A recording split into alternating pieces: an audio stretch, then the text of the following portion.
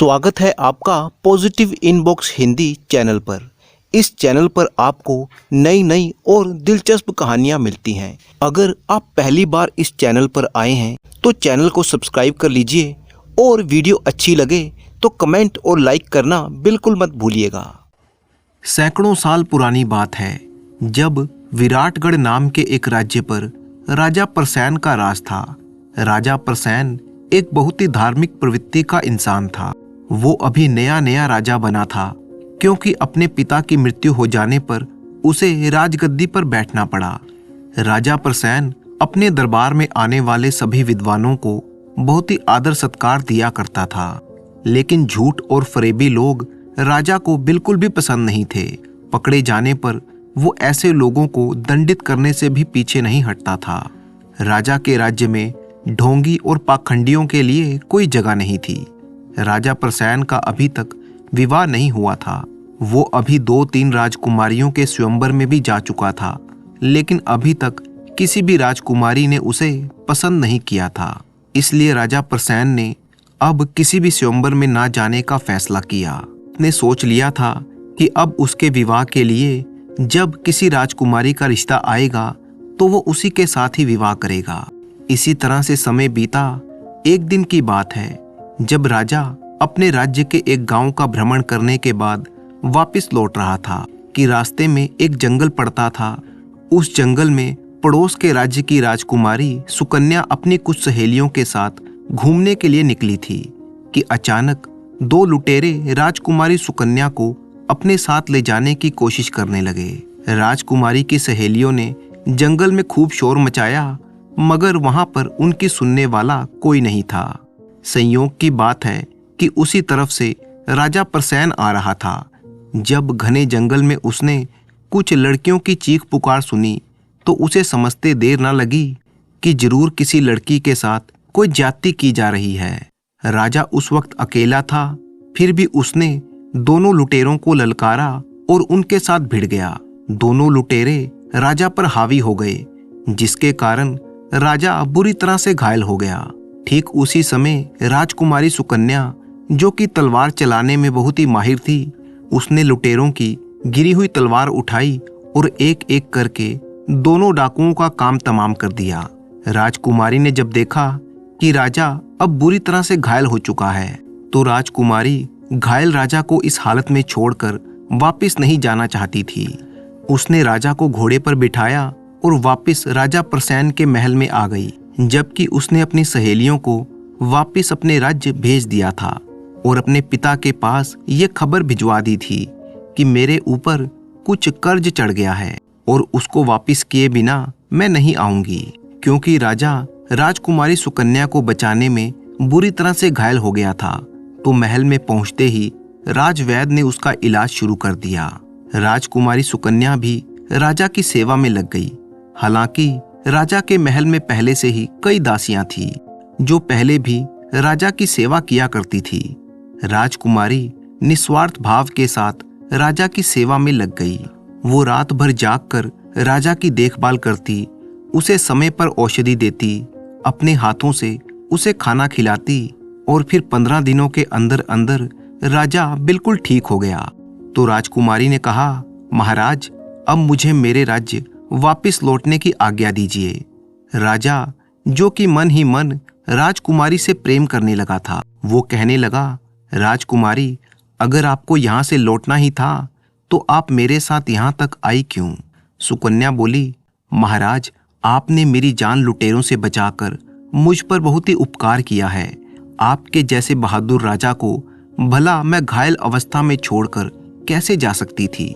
राजा ने कहा, राजकुमारी, उस समय तो मैं कम घायल था, इसलिए अब मैं ठीक हो चला हूँ, लेकिन अब तुम मुझे छोड़कर चली जाओगी तो मैं उससे भी ज्यादा घायल हो जाऊंगा। मेरे इन जख्मों का इलाज तो वैद्य जी ने कर दिया, लेकिन जो जख्म आप मुझे देंगी उनका इलाज तो आपके सिवा किसी और के पास नहीं है।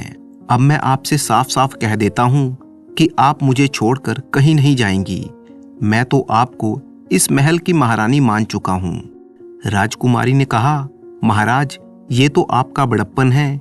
मैं भी आपके जैसे एक बहादुर राजा को ही अपना पति बनाना चाहती हूँ।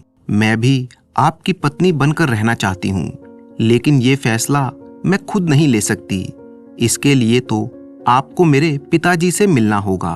उनकी आज्ञा के बिना मैं कुछ नहीं कर सकती, लेकिन मैं आपको ये वचन देती हूँ कि अगर मेरा विवाह होगा तो सिर्फ आपसे ही होगा, वरना मैं जीवन भर कुंवारी रहूंगी। ये बात मैंने इसलिए कही क्योंकि मुझे मालूम है कि मेरे पिता के संबंध आपके राज्य के साथ बिल्कुल भी अच्छे नहीं हैं। इसीलिए वो जल्दी नहीं मानने वाले। इसके लिए तो आपको बहुत ही कोशिश करनी होगी और मैं भी अपनी तरफ से पूरी कोशिश करूंगी। अगर इसके लिए मुझे बदनामी भी झेलनी पड़ी तो मैं सहन कर जाऊंगी। राजा ने कहा, राजकुमारी, अगर तुम मुझसे शादी करने को तैयार हो तो फिर इतनी कठिनाइयों को सहने की क्या आवश्यकता है। हम दोनों इसी समय शादी कर लेते हैं और शादी करने के बाद ही आपके पिताजी के पास चलेंगे। राजकुमारी ने कहा, नहीं महाराज, ऐसा करने से तो स्थिति और भी बिगड़ जाएगी। मैं आपको किसी मुसीबत में नहीं डालना चाहती। मैं नहीं चाहती कि मेरी वजह से कोई युद्ध हो। राजा ने कहा, तो ठीक है राजकुमारी, मैं आपकी कही हुई बात के अनुसार ही चलूंगा और फिर आपके पिताजी से बात करूंगा। राजा ने बड़े ही भारी मन से और पूरे सम्मान के साथ राजकुमारी सुकन्या को उसके राज्य वापस विदा कर दिया। जब राजकुमारी अपने महल में पहुंची तो उसका पिता राजा सुंदर उस पर बहुत ही नाराज हुआ और कहने लगा, राजकुमारी, तुम्हें मेरे विरोधी राज्य में नहीं जाना चाहिए था। तुम पूरे 15 दिन तक राजा प्रसैन के महल में रहकर आई हो। इस तरह से तुमने मेरी इज्जत मिट्टी में मिला दी। राजकुमारी सुकन्या ने कहा, महाराज, मैंने आपकी इज्जत पर कोई आंच तक नहीं आने दी। मुझे राजा प्रसैन के साथ इसलिए जाना पड़ा क्योंकि उसने मुझे लुटेरों से बचाया था और मेरी वजह से राजा प्रसैन घायल हो गए थे, तो मुझे उनकी सहायता करनी पड़ी और इस कारण से मुझे 15 दिन तक उनके महल में रहना पड़ा। क्योंकि आप तो जानते हैं कि मैं किसी का एहसान अपने ऊपर नहीं रखती, उसे उसी वक्त लुटा देती हूँ। तो अब हिसाब किताब बराबर हो गया। राजा ने कहा, बेटी, मुझे तुम्हारी यही मूर्खता पसंद नहीं है। तुम छोटी छोटी बातों पर भावुक हो जाती हो।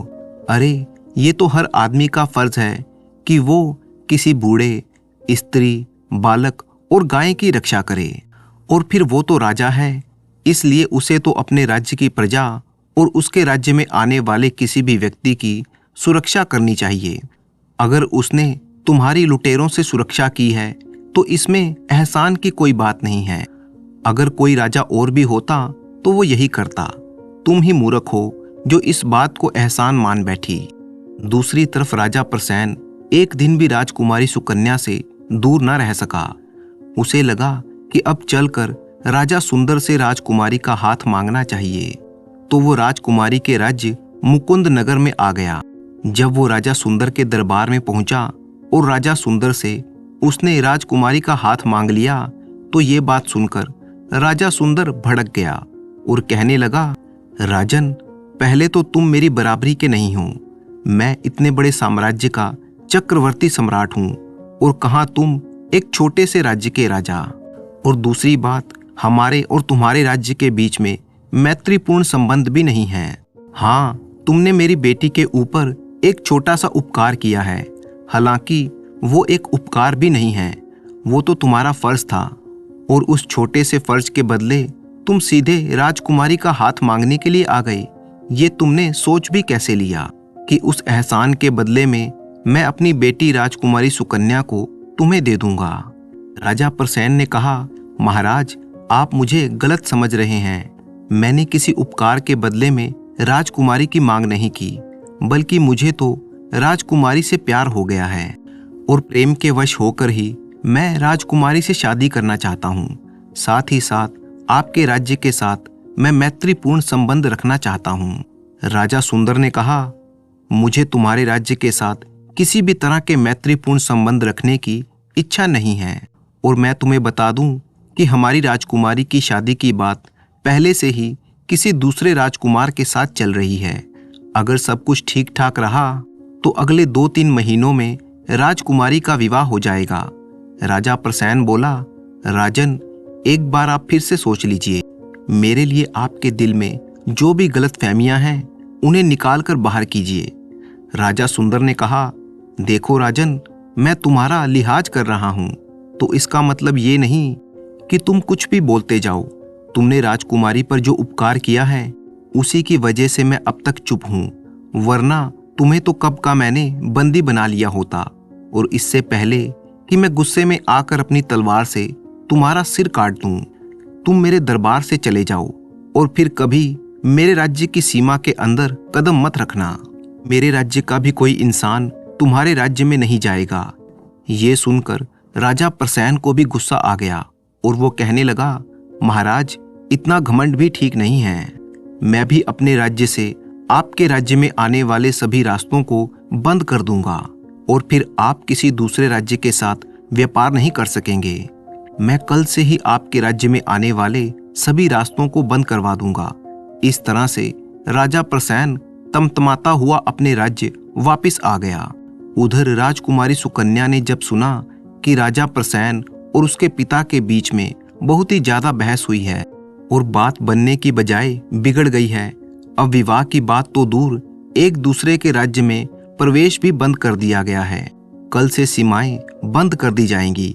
अब तो राजकुमारी को कुछ सूझ नहीं रहा था कि क्या किया जाए, किस प्रकार से राजा प्रसन्न तक पहुंचा जाए। वो सोचने लगी कि उसने अपने पिता की खातिर राजा प्रसन्न के महल से वापस आकर भारी गलती कर दी है। उसे वहीं पर राजा प्रसन्न से शादी कर लेनी चाहिए थी, लेकिन अब तो विवाह की बात दूर है, बल्कि कहीं भयंकर लड़ाई न छिड़ जाए। तभी राजकुमारी ने अपनी सबसे करीबी सहेली से इस बात की चर्चा की। राजकुमारी की सहेली, जिसका नाम प्रोमिला था, राजकुमारी को उस पर बहुत ही भरोसा था कि वही इस समस्या का हल निकाल सकती है। दोनों ने एकांत कमरे में बैठकर इस बारे में बातचीत की। उन्होंने आपस में क्या बात की ये किसी को नहीं मालूम, लेकिन उस दिन के बाद से राजकुमारी बहुत ही खुश रहने लगी थी। दूसरी तरफ राजा प्रसन्न ने क्रोध में आकर राजा सुंदर से झगड़ा मोल ले लिया था। वो सोचने लगा कि अगर उसने क्रोध में आने की बजाय ठंडे दिमाग से काम लिया होता तो शायद बात बन सकती थी। अपने महल में वापस आकर वो सोचने लगा कि उसे राजा सुंदर की कड़वी बातों को सह लेना चाहिए था, और अब वो अपनी इस गलती को सुधारना चाहता था, और इसके लिए उसने अपने राज्य और कुंदनपुर राज्य से आने वाले लोगों पर किसी तरह की कोई रोक नहीं लगाई।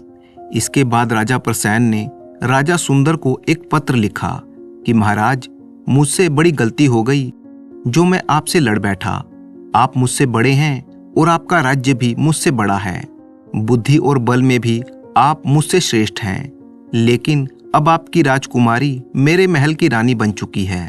अब वो चाहे मेरे पास रहे या आपके पास, एक ही बात है। अगर भगवान ने चाहा तो सब कुछ शुभ शुभ होगा। राजा प्रसन्न का ये पत्र पढ़कर भी राजा सुंदर पर कोई फर्क नहीं पड़ा। उसने राजा प्रसन्न के इस संदेश का कोई जवाब नहीं दिया। किसी तरह से 2-3 महीने और बीत गए।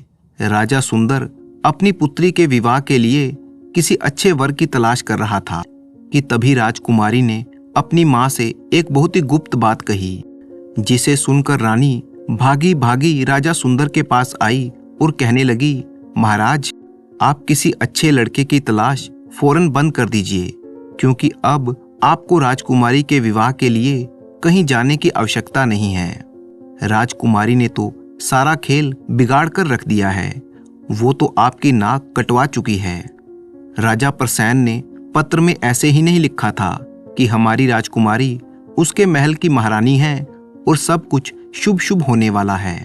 राजा सुंदर महारानी पर झल्लाया और बोला, रानी, तुम साफ साफ कहो कि कहना क्या चाहती हो। तो महारानी ने कहा, सच्चाई सुनकर आप बिल्कुल हिल जाएंगे, आपका महल हिल जाएगा। राजा ने कहा, जल्दी बताओ महारानी, आखिर बात क्या है। तब महारानी ने कहा, हमारी बेटी राजकुमारी सुकन्या मां बनने वाली है, और वो भी एक कुंवारी मां। राजा ने कहा, अगर हमारी राजकुमारी ने महल की मर्यादा तोड़ी है तो उसे जिंदा रहने का कोई हक नहीं है। मैं इसी समय उसे फांसी पर लटकवा दूंगा। महारानी ने कहा, आप तो क्रोध में आकर कुछ भी बोल रहे हैं। आखिर आप किस अपराध में राजकुमारी को फांसी पर चढ़ाएंगे?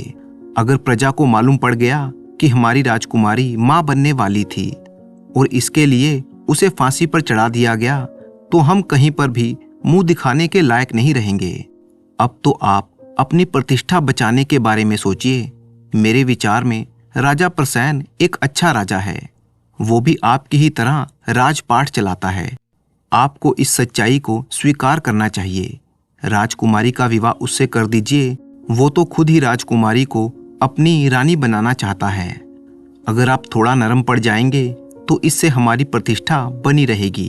वैसे भी अब आप और मैं राजकुमारी को इस महल में देखना नहीं चाहते, तो फिर एक बार राजकुमारी को इस महल से विदा करने के बाद हम उसे भूल जाएंगे कि हमारी भी कोई बेटी थी।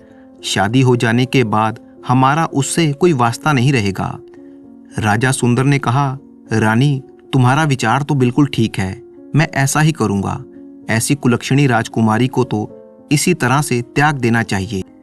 मैं अभी संदेश भेजकर राजा प्रसेन को बुला लेता हूँ। उसी समय राजा सुंदर ने राजा प्रसेन के लिए एक संदेश भेज दिया कि राजा प्रसेन, मैं अपनी राजकुमारी सुकन्या का विवाह आपसे करना चाहता हूँ। मैं अपनी पुरानी गलतियों के लिए आपसे क्षमा चाहता हूँ। आप ये संदेश पाते ही जल्दी से जल्दी मेरे दरबार में आने की कृपा कीजिए। राजा प्रसेन ने जब ये संदेश पढ़ा तो खुशी के मारे वो उछल पड़ा। उसे समझ में नहीं आ रहा था कि इस तरह से आखिर राजा सुंदर का हृदय परिवर्तन कैसे हो गया। कहीं इसमें उसकी कोई चाल तो नहीं। राजा के मन में कई तरह के विचार आ रहे थे, मगर वो राजकुमारी सुकन्या के प्रेम में कोई भी खतरा मोल ले सकता था। इस तरह से राजा प्रसेन राजा कुंदन के दरबार में पहुंच गया। राजा कुंदन ने राजा प्रसेन का स्वागत किया और फिर उसने अपनी बेटी और राजा प्रसेन के विवाह में किसी तरह की भी कोई देरी नहीं की। वो तो राजकुमारी को जल्दी से जल्दी अपने महल से निकाल देना चाहता था। अगले ही दिन राजकुमारी और राजा प्रसेन का विवाह करवा दिया गया। राजा और रानी राजकुमारी की विदाई के वक्त रोना तो दूर बल्कि अपने आप को हल्का महसूस कर रहे थे। उनके ऊपर से जैसे कोई बड़ा बोझ टल गया हो। राजकुमारी ये सारी बातें समझ रही थी। वो तो अपनी सहेली के कहे अनुसार ही चल रही थी। असल में वो कोई माँ नहीं बनने वाली थी, बल्कि वो तो मर्यादा में रहने वाली राजकुमारी थी। मगर राजा प्रसेन को पाने के लिए उसने अपने ऊपर बदनामी मोल ले ली थी। हालांकि अब दोनों का विवाह हो चुका था, तो वो सच्चाई सबके सामने लाना चाहती थी। उसने अपनी माँ से कहा, माँ, तुम मुझसे मुंह क्यों मोड़ रही हो? तुम जो बात समझकर मुझसे मुंह फेर रही हो और जो कुछ भी मैंने तुमसे कहा था वो सब कुछ झूठ है। मैं कोई माँ नहीं बनने वाली थी। मैंने किसी तरह की कोई मर्यादा भंग नहीं की। मुझे तो अपने पति पर गर्व है। जब मैंने सुना कि मेरे पिता मेरा विवाह कहीं और करना चाहते हैं तो मैं घबरा गई थी और झूठ बोलने के सिवा मेरे पास कोई और चारा नहीं था। झूठ बोलकर और खुद को बदनाम करके मैंने अपने पति को पा लिया। आप दोनों को तो मेरे इस फैसले से खुश होना चाहिए और मुझे खुशी खुशी विदा करना चाहिए। राजकुमारी की सहेली भी उस समय वहीं पर खड़ी थी। वो महारानी से कहने लगी, रानी माँ, मुझे माफ कर दीजिए। दरअसल ये उपाय मेरा ही बताया हुआ था। मैंने ही राजकुमारी को ये सुझाव दिया था कि तुम जब ऐसे झूठ बोलोगी तो राजा तुम्हारा विवाह कहीं और नहीं कर सकेंगे, और ऐसा ही हुआ। अब राजा और रानी को भी अपनी गलती महसूस होने लगी थी कि उनकी गलती के कारण ही राजकुमारी ने ये बदनामी मोल ली थी। उन्हें पहले ही राजकुमारी का विवाह राजा प्रसेन के साथ कर देना चाहिए था, तो ऐसी नौबत आती ही नहीं। राजा और रानी ने अपनी बेटी से माफी मांगी और अपनी गलती मान ली। इस तरह से राजकुमारी सुकन्या रानी बनकर विराट नगर चली गई। समय बीता और फिर रानी सुकन्या ने एक बड़े ही सुंदर पुत्र को जन्म दिया।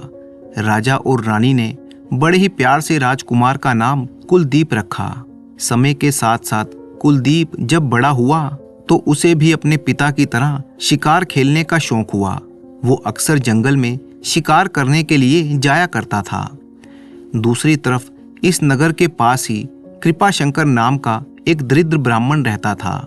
वो अपनी अकेली बेटी और अपनी पत्नी के साथ रहता था। ब्राह्मण आसपास के गांव में अपने यजमानों के यहाँ पर पूजा पाठ और कथा इत्यादि करके अपने घर का गुजारा करता था। एक दिन की बात है, नगर के सेठ के यहाँ पर जब ब्राह्मण ने कथा सुनाई तो सेठ ने खुश होकर उसे एक गाय दान में दे दी, जिसे ब्राह्मण अपने घर ले आया। अब ब्राह्मण की पत्नी और उसकी बेटी गाय को पालने लगी। घास काटने के लिए ब्राह्मण की बेटी कभी कभी अपने माँ के साथ या कभी अकेली जंगल के पास वाले मैदान में जाया करती थी, लेकिन उसका मन हमेशा ही जंगल के अंदर घूमने के लिए उत्सुक होता रहता था। एक दिन जब वो अकेले घास काटने के लिए गई तो उसके मन में विचार आया कि मुझे आज जंगल के अंदर जाकर देखना चाहिए कि जंगल कैसा है। और फिर उत्सुकतावश वो जंगल के अंदर चली गई। जंगल का मनोरम दृश्य उसके दिल को भा गया और इस तरह से वो जंगल के काफी अंदर तक चली गई। दूसरी तरफ राजकुमार कुलदीप जंगल में शिकार खेलने के लिए आया हुआ था। वो एक हिरन का शिकार करना चाहता था, जबकि उस हिरन पर एक बाघ भी पहले से ही घात लगाए बैठा था। तो अचानक हिरन और बाघ के बीच में राजकुमार आ गया। बाघ ने राजकुमार पर हमला कर दिया। अचानक हुए इस हमले को राजकुमार संभाल नहीं पाया कि तभी ब्राह्मण की बेटी शीतल की नजर उस बाघ पर चली गई। उसने मन ही मन राजकुमार को बचाने का फैसला कर लिया। तो शीतल ने अपनी हंसियां फेंककर बाघ पर दे मारी। बाघ अचानक हुए इस हमले से घबरा गया और राजकुमार को छोड़कर जंगल में भाग गया। इस तरह से शीतल ने राजकुमार की जान बचा ली, वरना आज तो राजकुमार का मर जाना तय था। जब राजकुमार ने देखा कि एक लड़की ने मेरी जान बचा ली तो सोचने लगा, ये लड़की कोई साधारण लड़की तो नहीं है। ब्राह्मण की बेटी देखने में बहुत ही सुंदर थी। इससे पहले कि राजकुमार उस लड़की से कुछ पूछ पाता, वो लड़की वहां से भाग गई। राजकुमार ने उसका पीछा किया क्योंकि वो राजकुमार के दिलो दिमाग पर छा चुकी थी।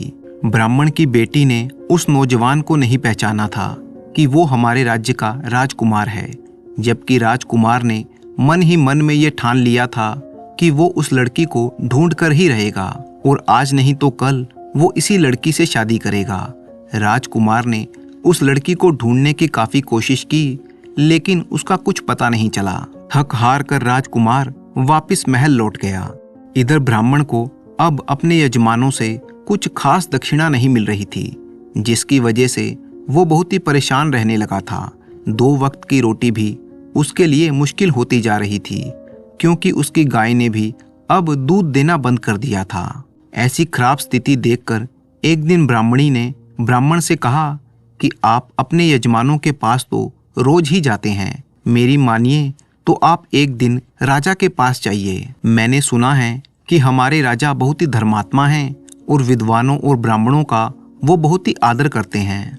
आप भी राजा के पास जाओ और उसे अपनी कथा सुनाओ।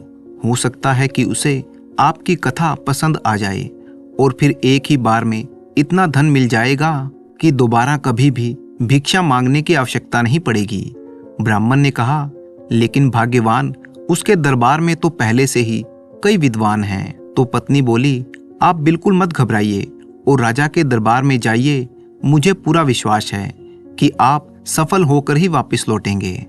इस तरह से वो ब्राह्मण अपनी पत्नी की बात मानकर राज दरबार के लिए चल दिया। जब वो राजा के दरबार में पहुंचा तो राजा ने उसके आने का कारण पूछा।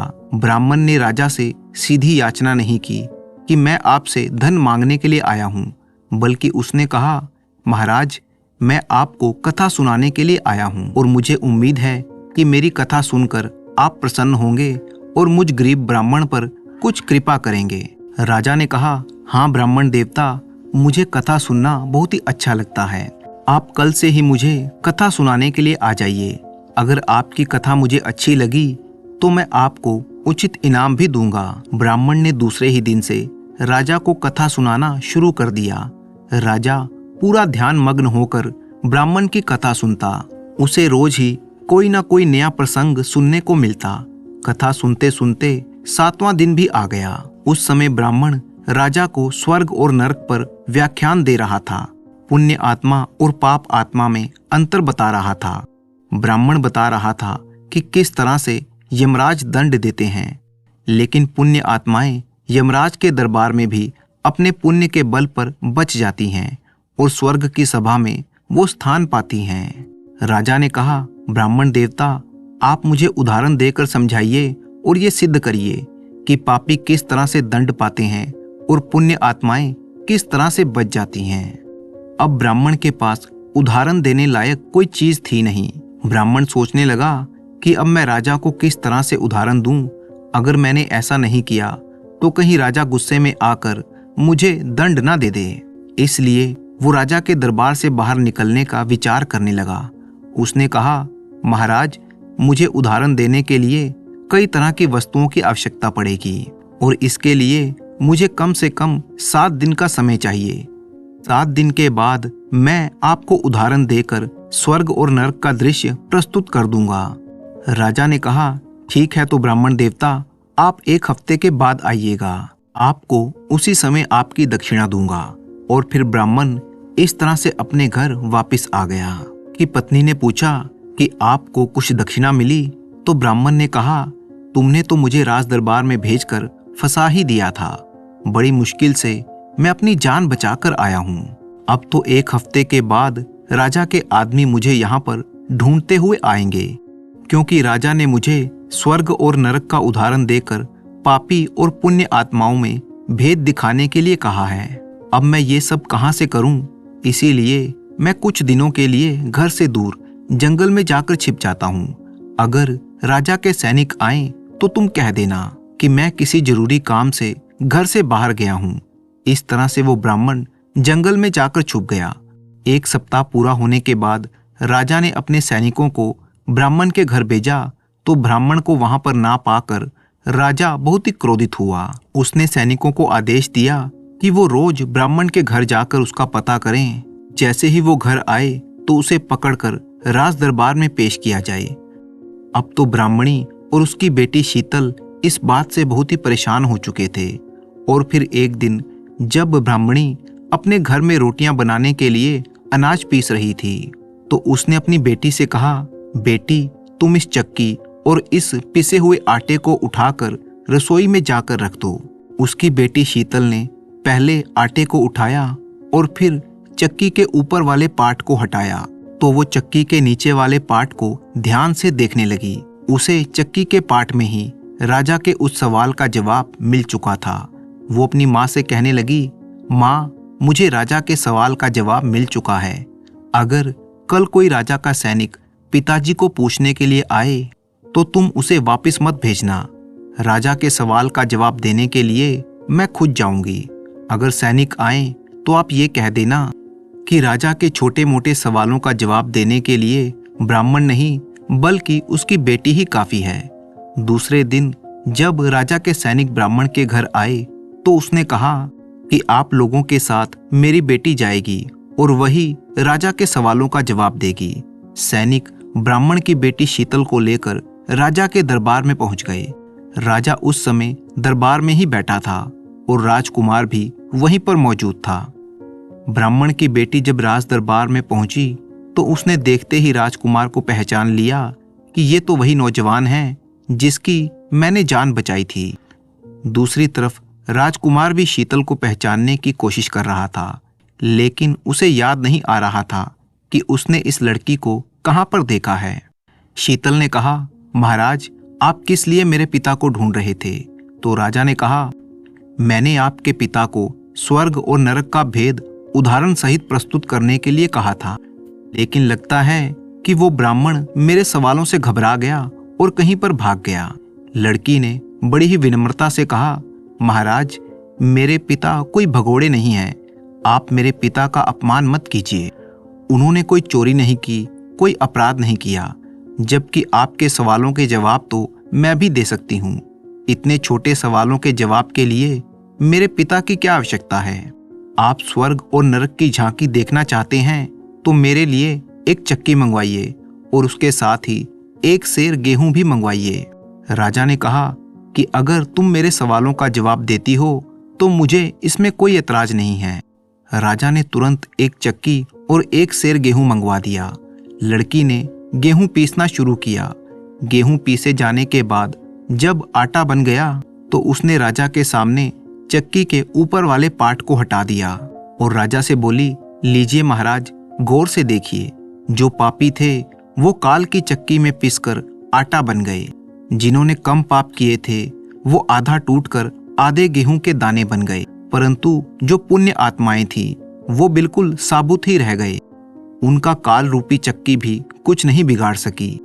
लड़की का जवाब सुनकर राजा पूरी तरह से संतुष्ट हो चुका था।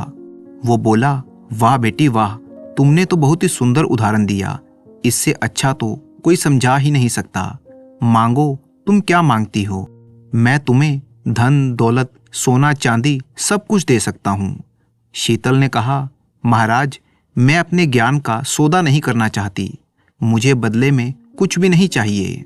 दूसरी तरफ राजकुमार बहुत देर से शीतल को देखे जा रहा था। वो अपने पिता से बोला, पिताजी, ये तो वही लड़की है जिसने बाघ से मुझे बचाया था और आज साबित हो गया कि ये बहादुर होने के साथ साथ बहुत ही बुद्धिमान भी है। तब राजा ने कहा, ठीक है राजकुमार, अगली पूर्णमासी को तुम्हारा विवाह इसी कन्या के साथ किया जाएगा। और फिर राजा ने पूरे सम्मान के साथ शीतल को ढेरों उपहार देकर रथ में बिठाकर उसके घर विदा कर दिया। समय आने पर राजकुमार और शीतल का विवाह बड़े ही धूमधाम से कर दिया गया। तो दोस्तों, मुझे पूरी उम्मीद है कि आपको ये कहानी बहुत ही पसंद आई होगी। इसी तरह की कहानियां देखने के लिए चैनल को सब्सक्राइब कर लीजिए। वीडियो अच्छी लगी तो उसे लाइक कीजिएगा और साथ ही अपने अच्छे कमेंट करना बिल्कुल मत भूलिएगा। अपने कमेंट के साथ अपना नाम और अपने शहर का नाम भी लिखें। तो मिलते हैं आपसे किसी अगली कहानी में। तब तक के लिए अपने दोस्त राणा मंजीत सिंह को अनुमति दीजिए।